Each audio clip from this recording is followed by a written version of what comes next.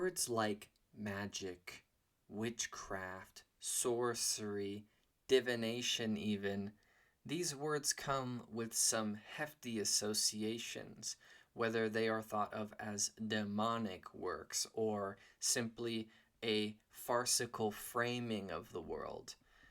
However, if one earnestly gives themselves to study, actually look into, instead of being told about these studies, in an attempt to understand them, they'll find that there is much more here than one might assume.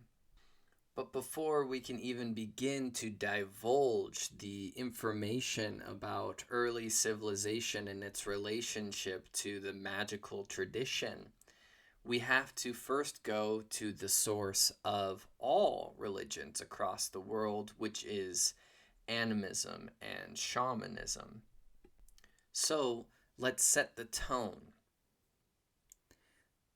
We are people that are always surrounded by the forces of nature. Storms, lightning, heavy rains, beautiful days, and the waning of crops. These things are always surrounding us. Whether we're hot, whether we're cold, whether we're wet, whether we're dry, this is at the whim of nature. By extension, this is not something that we view as outside of ourselves.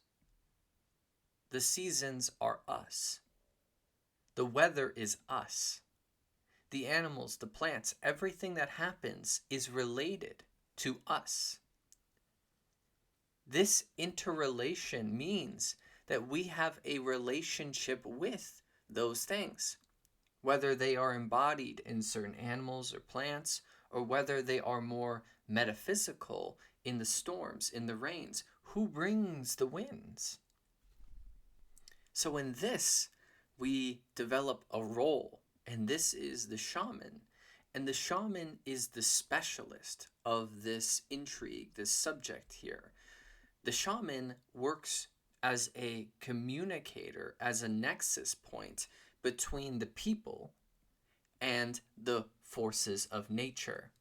There are several ways that the shaman, depending on the culture, would do or go about this, whether it's ceremony or whether they more often act as a physician or what we might call a psychologist.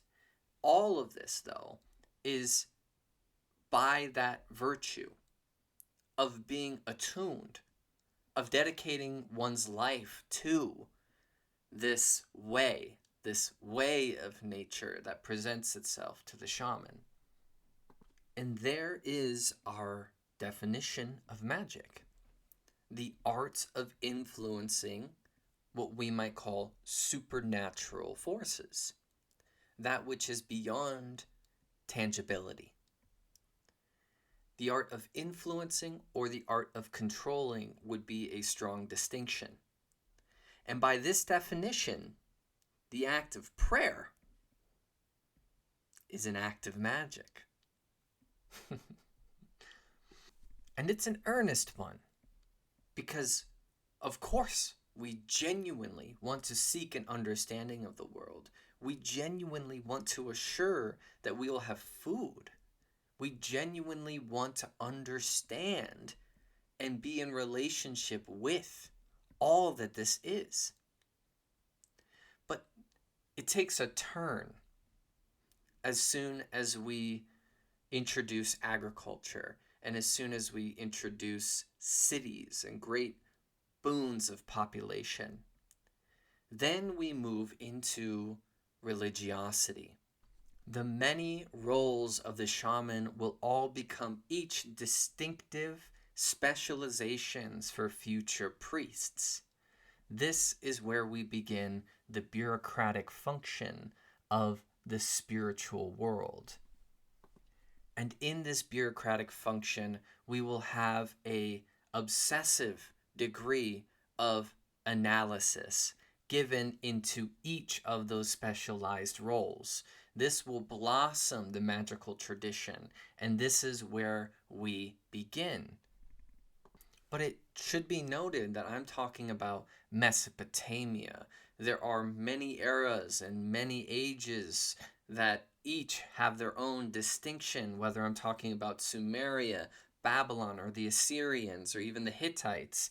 All of them will be included in a wavering fashion within this future discussion.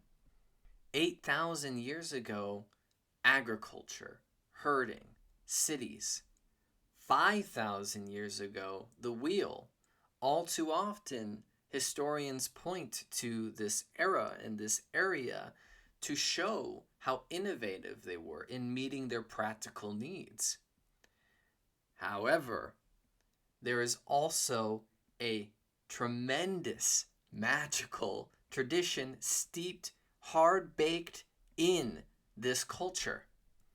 Whether we were the common man or we were the priest class, we would have a relationship with divination, with ceremony, and everybody is occupied in a certain regard with the subject of the supernatural. The main distinction between the practices of the commoner and the practices of the aristocracy was that of intention and refinement. If we were a commoner, then our immediate needs need to be met more readily. So our divination would be practiced in order for us to make immediate decisions or to reach immediate sustenance. Whereas if we were the aristocracy, then we are assembled, we are employed to do elaborate ceremonies in the interest of the health of the nation. But thankfully for us, they were all very elaborate note takers. And this was because they were actively looking to improve the knowledge of how to relate with the divine and how to relate with the deities and how to relate with the supernatural. So they would take down as many detailed observations of certain noetic experiences as they could in the interest of future generations gaining from this knowledge. But let's start diving into the weeds a bit. It didn't happen often, and it was rather reluctantly accepted into the tradition, but there is a history of prophetic ecstasis, meaning mankind acting as a mouthpiece of the deity, entering a ceremonious noetic state of being, and becoming a vessel, a channel for something beyond themselves. This very much leads us to the shaman and very much leads our mind to the oracles of Delphi. And just like with the oracles of Delphi, the Mesopotamians preferred, if this was accepted at all, preferred that it was done by priestesses, specifically Assyrian prophetesses of the goddess Ishtar or Asur, depending. But even when considering everyday affairs, for instance, if this is an inherited property that gains X amount of income, and we are all of equal birthright, then we would draw lots and let divinity decide who gets this. And this is the precursor of dice. If we throw out dice, we call it chance, probability. But if they were to draw lots, then that would be a direct relationship with the divine.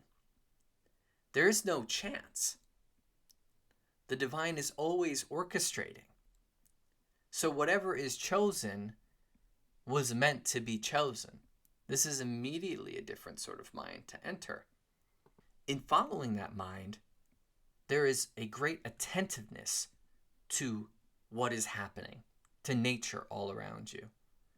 There are a great number of unprovoked omens, such as the sight of a certain bird that would leave inhabitants very concerned. And this is especially worth paying attention to. Animals as a sign of something. This is a totem. The presence of a certain animal giving a message, being a messenger. In the ancient days, the animals were all thought of as an extension of the deity. The bear is not simply a bear. The bear is the forest god inhabiting a messenger. Accordingly, animals are a medium for the relationship with divinity. These totems still survive us in many ways. Owls still have a hefty totemistic association, for instance. And when an omen would be seen, and I'm using the word omen, and in Latin that literally means a warning. Literally, this is a warning. Then the people or the priest class would move quickly to perform a ritual. That way, they could avoid whatever consequences were behind that warning. And this is supplication. This is seeking to maintain the delicate balance between mankind and the divine. We, as these people, are perfectly aware of how strong nature is. And if something bad comes about, it was deserved. So when a strange formation in the sky would be seen, this would be recorded. All this would be recorded. If a certain astrological, uncanny event took place, this would enter a sort of scholarly achievement, a systemization of this knowledge, a collective collaboration of seeking to honor this balance. So magic is every day. Every day is a magical day. And every day you ought to be attentive to what's happening around you. And this is how astrology became so advanced. The kings would be all too interested in understanding how the seasons, the stars, would affect the crop or affect their ability to hold on to their kingship.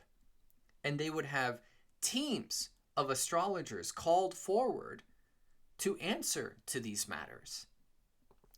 But on the ground, in the day-to-day matters, there are spirits, ghosts, unsettled karma left in the wake of this civilization, demons. Now, I want to preface this. If there is such a thing as sickness, if there is such a thing as like foot fungus, this is real. We go through medical issues, yeah? That medical issue, that specific one, that is what is referred to as a demon. If we are to personify a storm, to personify the sky, why would we not also personify things like illness? So this is something to be mindful of. Demons, but also human sorcerers or witches, as it gets translated to be, curses,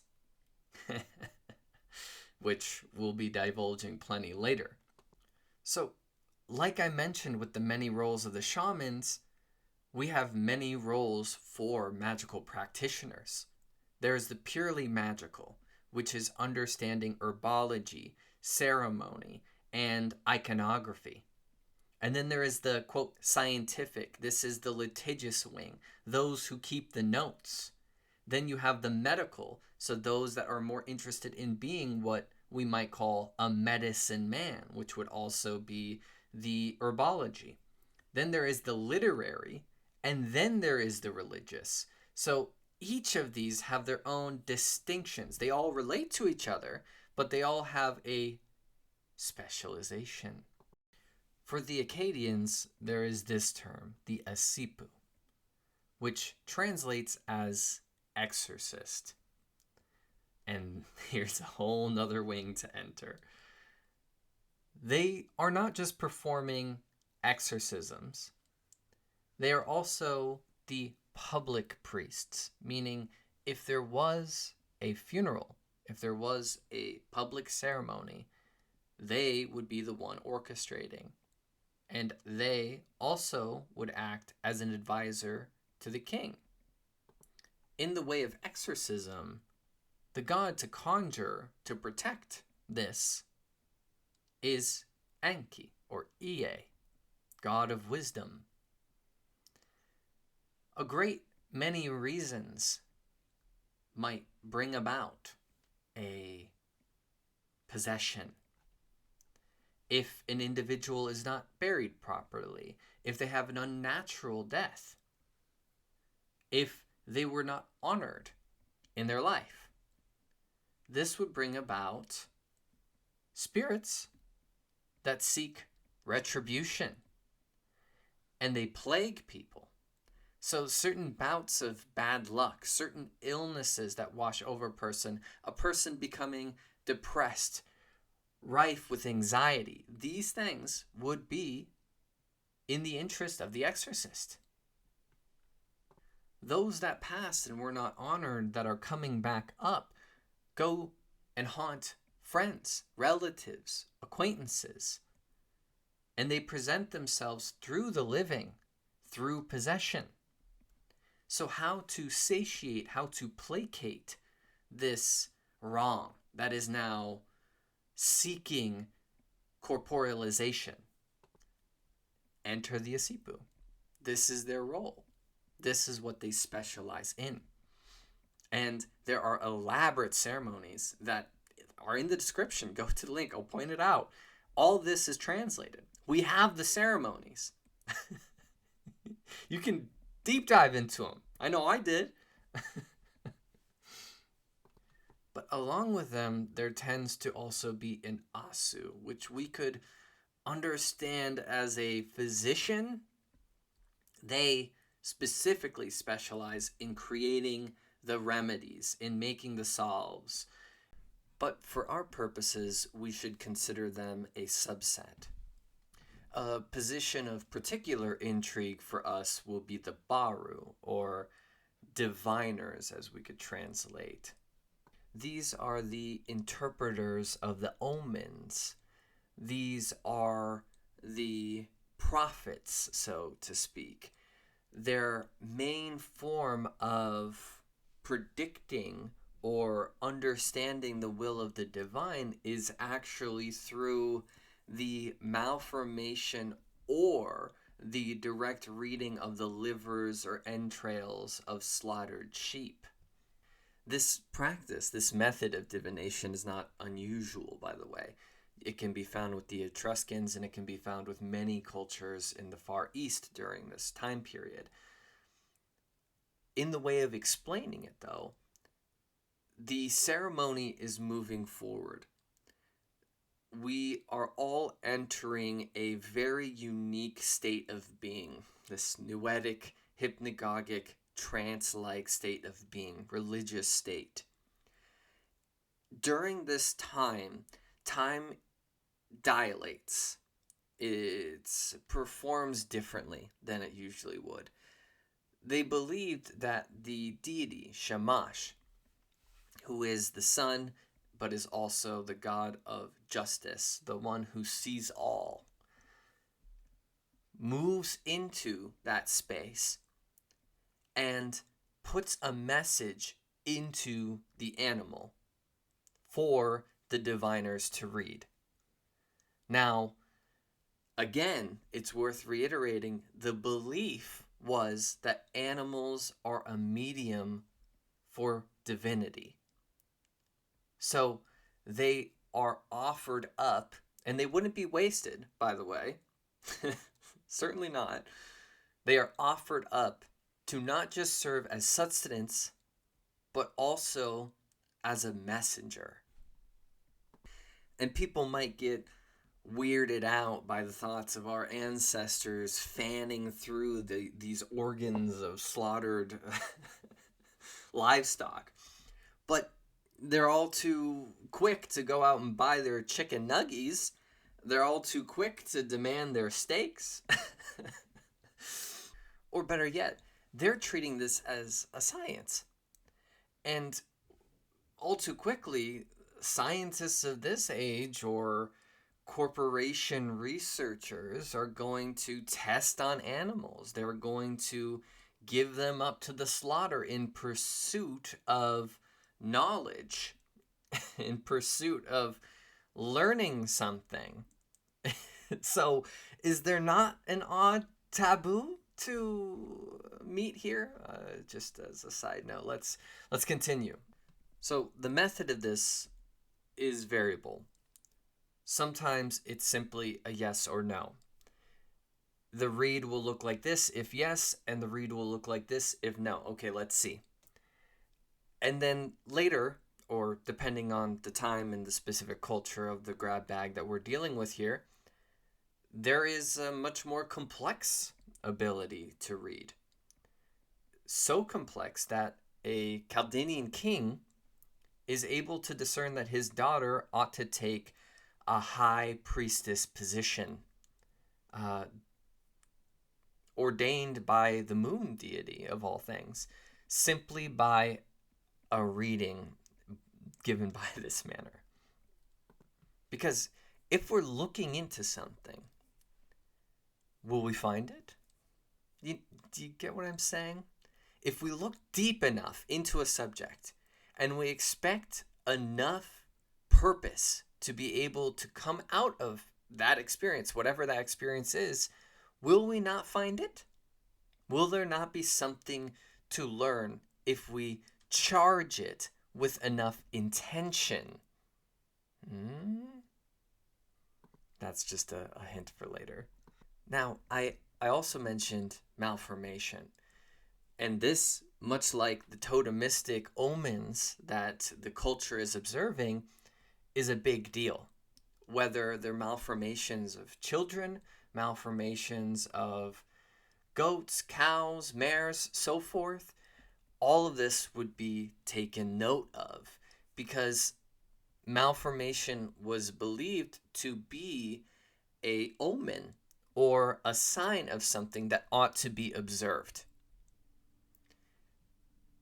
And if observed, then the priests would come together and perform rituals to ward off the consequences of this malformation catching on or taking over, to hold it at bay, to placate, and to respectfully and earnestly meet this as a warning. As another method, they would bring wild animals outside of the gates, or they would introduce them into the city, and they would see how they would respond. They would give the intention to the animal that they are embodying this kind of role. And how the animal would respond in these settings, in this house, in this palace, in the city, outside of the gates. If anything uncanny came about, that would be taken as a sign and something that we have to address immediately in whatever way that we can. This reading of the entrails and this totemistic and astrological way of understanding the will of divinity are viewed as concrete and reliable sources. But, like I mentioned with the ecstasis, human beings acting as a medium for divinity, that was viewed as not very reliable. And the same is said generally of dream omens. The practitioners, the barus, would go about and provide dream interpretation to the commoners and, of course, to the court. But generally, they did not take much credence of what was shared there. there were very rare dreams that were viewed as a message for the people. Not too often would priests be very interested in messages that were made from divinity personally for individuals, you see. So only in the rare cases that this was a dream vision that moved through a person for everybody to know, if that makes sense.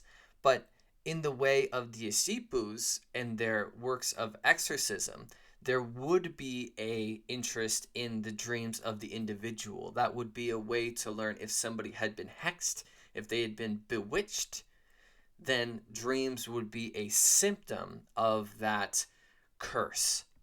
But to talk about astrology a bit more, the immediate functions of nature would be given the most credence, meaning the thunder, the rain, hail, earthquakes. These would be direct signs and would be taken very seriously. And they would be used to predict harvests or floods or peace between warring tribes.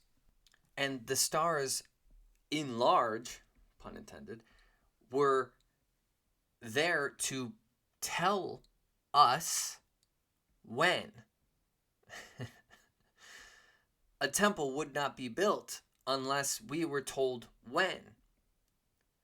The stars had been a source of fascination for innumerable years. It became a very fine science. When this star would glow like this in that constellation, there tended to be a boon in this harvest. When this would fade from the sky, that would be the right time to know when to do something. And they followed this intentfully. Just observation. Again, like a science. They observed that when this happens, then. If this, then that. And this became very sophisticated, the heights of which we'll never fully know, thanks to the destruction of the Library of Alexandria and so forth. Only late in this era, by the 3rd century, 5th to 3rd century BC, we start to see that astrology puts on the personal horoscope, and what I mean the natal chart, where you can calculate where the stars were when someone was born. And the fact that that's possible, I can't get that through enough. The fact that they have that level of knowledge, it shows. It shows. The Greeks get a lot of credit for the development of this natal chart. But this was also being done near Babylon around the same time. But again, this is a means of contact. Why are the stars put up there? They are put up there as a map from the divine to man. Again, communication. So we earnestly need to observe the stars to understand what they're trying to tell us. If they speak in a very different language, we need different ways to interpret that language, whether through animals or through the sky. And it's no wonder that the constellations of the sky are named after animals. Because this was the whole idea. How do we hear it? How do we come to understand it? What do we need to do? What work do we need to put in to see this, to understand? And just like with the shaman dedicating their life to understanding divinity for the good of their people, you can see that the kernel of that still lives in the fledgling and advancing magical tradition. But let's get back on track. Other means of divination. There were practices of pouring oil into water and observing the shapes. Practices of producing smoke and observing the shapes. In a way, the method isn't important.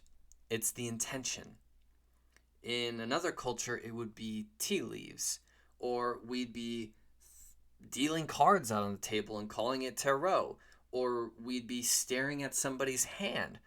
This frame of mind and this focus of intention to see what it's trying to show you is just like if somebody is entering a ecstatic religious experience and asking God to give them a sign. It's all the same approach. I hope you can see. But just like with a Christian who is seeking divinity for an answer, that is provoked. You're provoking a sign. And thus is the nature of divination. You're provoking a sign. But there also is the unprovoked. A dream that comes to you with no explanation. A meteorological event that is uncanny and seems to very much be saying something.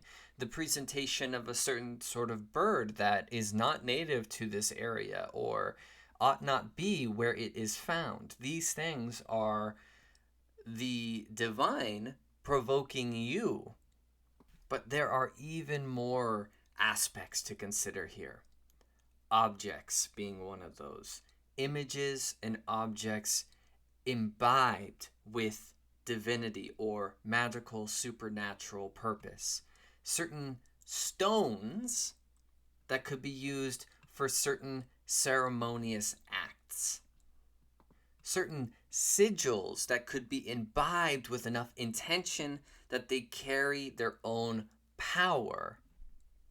Certain architecture that could be built in such a way that it comes with its own imbibement, its own spirit, its own magical composition. Now, people were very afraid of curses and witchcraft and supernatural harm, you could say. Not just from deities, but from people flinging this stuff around. So the temples would build a lamassu, which would be this chimera, man, bull, lion. These aspects, these spirits put together to offer a protection, to conjure these spirits of these animals into one form to act as a protector. So here we're especially seeing a nod to the ancient shamanic shape-shifting or skin-walking techniques of imbibing the animal, of channeling the animal, your animal. The tribe's livelihood depends on this animal, then we walk that animal. We embody that animal in order to best understand how it functions, how it goes forward, how it looks at the world. And this helps us not only provide a better solidarity with the world at large, but also the practical needs of following this animal, of depending on this animal, of respecting and honoring this animal when we utilize or harvest that animal. Accordingly, this would be the basis of symbolism into the future. This shamanic way, this animistic way of coming to understand the animal kingdom by imbibement would set the grounds for this symbolism that we see now budding into this chimeric form created for the purposes of protecting temples. But these lamassus would be relegated to the aristocracy, to the kingship. When it comes to the commoner, we have these clay figures found at burial sites that were put beneath the floorboards of homes. In other instances, you see figurines or symbols made to wear around one's neck or in their pocket to serve as a protector. So in this way, this could be an odd precursor to the cross or the evil eye. These creations imbibed with purpose in order to act as a spiritual protector as one goes about the uncontrolled world. This is as earnest as not wishing to become sick, not wishing to become depressed, full of anxiety, wishing to evade these occurrences that life bears. But for future purposes and to elucidate everything that we've been covering here, we should go over major categorizations when it comes to the tradition of magic. There is white magic, which encompasses two forms. Liminal magic, which is when an object is transformed and taken into another status. So we imbibe this symbol with greater intention. It grows, it becomes more than simply an inanimate object. Now it plays a greater purpose. This is not just a stone. This is insert here. Or this is not just the symbol of a T. This is the cross of crucifixion. Greater yet, a magical ceremony with the purpose of transforming the individual or collective individuals into a higher state of being, of greater clarity, of greater understanding. This is liminality. This is liminal magic under the white magic banner. And somewhat relatedly speaking, the other is defensive magic, which is when an evil is removed or repelled. So thus exorcism being in this wing, or amulets, or the forging of the lamassu, or the lions that sometimes individuals have at the gates of their driveway. These acts serve to defend that which is good, thus the white magic banner. And then we enter ambiguous territory. We could call this gray.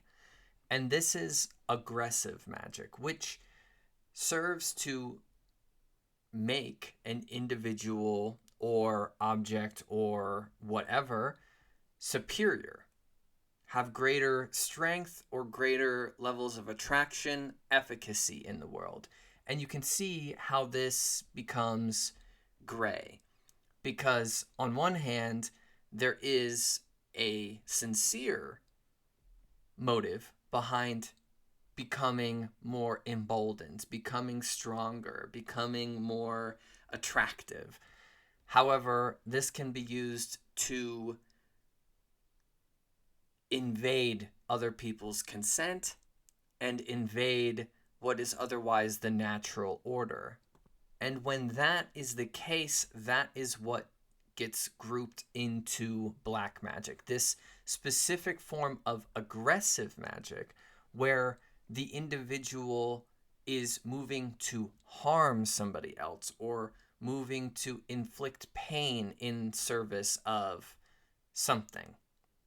This was of great concern to the greater state of this Mesopotamian society, this Mesopotamian society, and this Mesopotamian society, to be on the lookout for black witchcraft or anything that would muddy the waters of the natural order sought to be maintained with the greater world.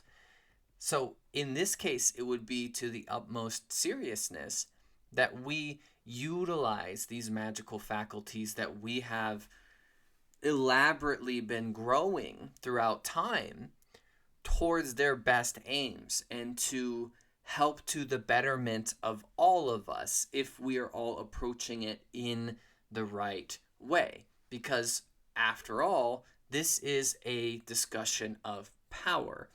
Whether we think this is all farcical or not doesn't really matter. To the people, this is power. And if it's power, then it's to the utmost importance what is done with that power. Power of itself is not necessarily evil, but it invites evil. So we must be steadfast. we must be attentive. We must look in all directions at all times.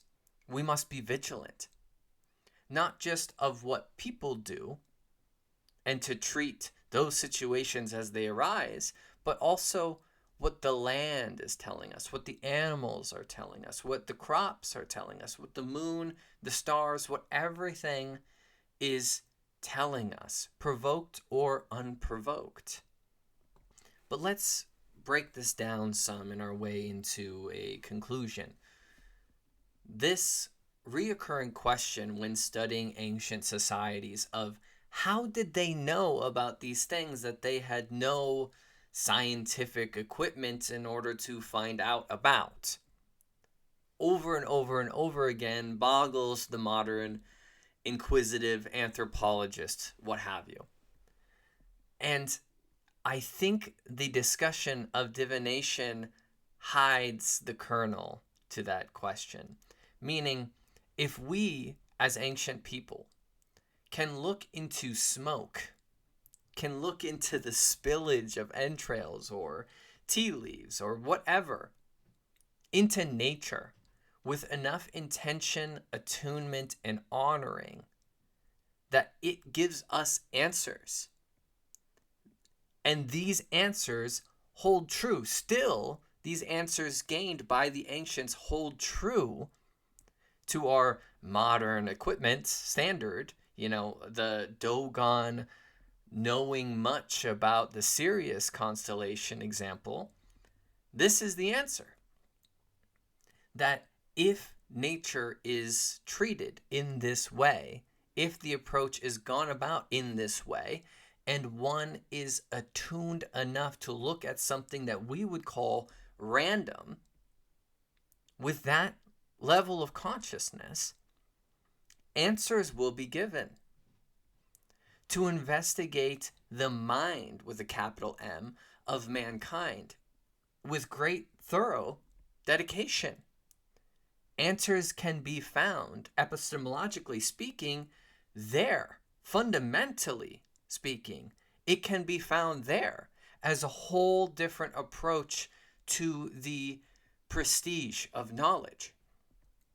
But overall, this is a sort of intro to the subject. How did the magical tradition begin? How did it start to take on the shapes that it comes to take on and ultimately become, say, the Burning Times or the witch trials?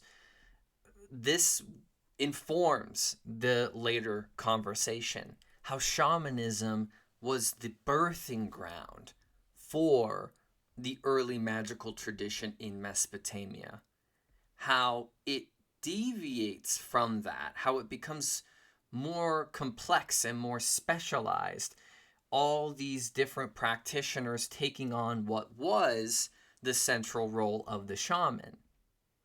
And how ceremony becomes a bit more fractured, a bit more pointed than it was in those days.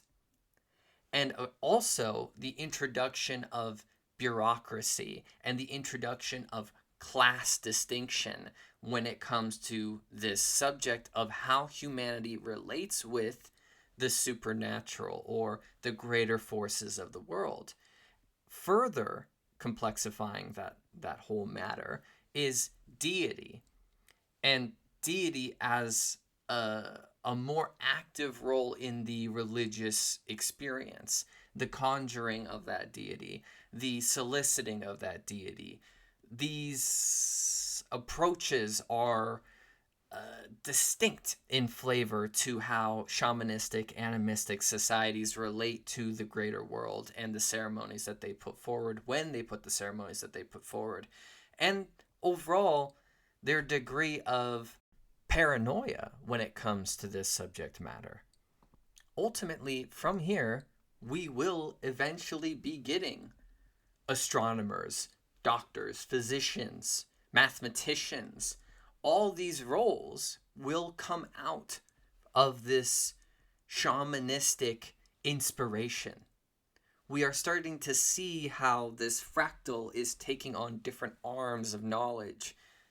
If you can see what I'm saying here, this is where it all starts to spread out And magic is still at the base of that spreading out. Eventually, it will become its own wing, given a much later point in the timeline that we have yet to reach. But for our purposes here, I think we can call it at that.